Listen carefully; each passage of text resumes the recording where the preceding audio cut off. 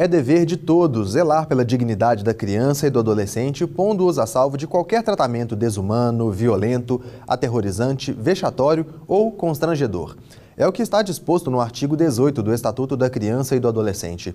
Saiba na reportagem de Silvana Monteiro como o Conselho Tutelar e o Judiciário atuam em conformidade com a lei que defende os direitos infanto-juvenis. A comarca de Belo Horizonte possui 9 conselhos tutelares, um para cada regional, sendo 45 conselheiros em atuação. Antes de se tornar conselheiro, o candidato passa por 3 etapas de seleção, por análise curricular, prova e eleição popular.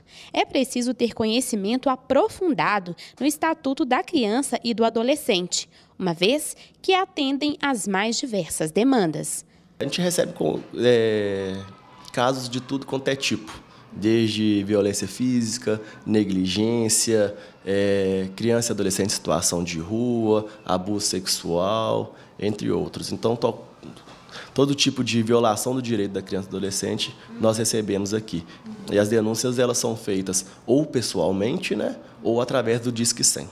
Instituído em 1990 por determinação do ECA, Estatuto da Criança e do Adolescente, o Conselho Tutelar é um parceiro do Judiciário e atua como um fiscal dos direitos da criança e do adolescente. Ao Conselho Tutelar foram atribuídas todas essas medidas de proteção de caráter administrativo, ou seja, são medidas de proteção que não alteram a relação familiar, né?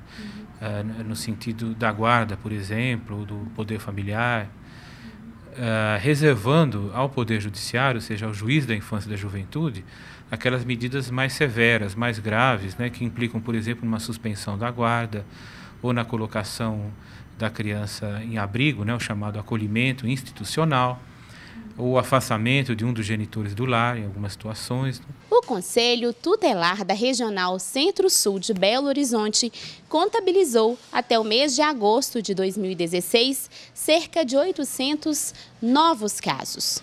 A maioria desses novos casos são de solicitações de vagas em instituição de ensino para crianças entre 0 e 3 anos. Apesar de não ser uma questão que envolve medida protetiva de afastamento do lar, por exemplo, mas também tem sido levada ao Judiciário.